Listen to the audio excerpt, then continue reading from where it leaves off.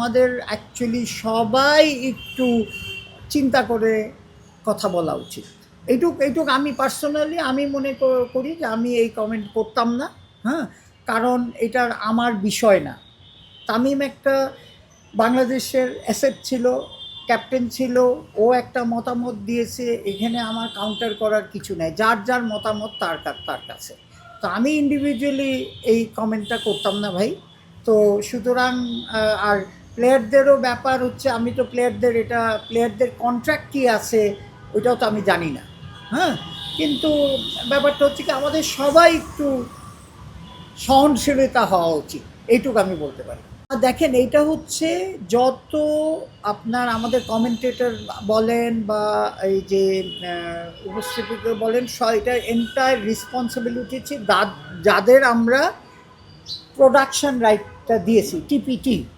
এখন টিপিটি যাকে আনবে, হ্যাঁ, তার সেটাই তাদের জুরিডিকশন আছে। আমরা বলে দিচ্ছি যে একটা লেভেল পর্যন্ত ইন্টারন্যাশনালি যারা এই কমেন্ট্রি করেন আর উপস্থিত করেন তাদেরই আনতে পারবেন। তো সেই অনুযায়ী ওনারা কেন আনেনি, উনি না, এটা তো আমার জানার বিষয় না, বা আমি জিজ্ঞেসও করিনি।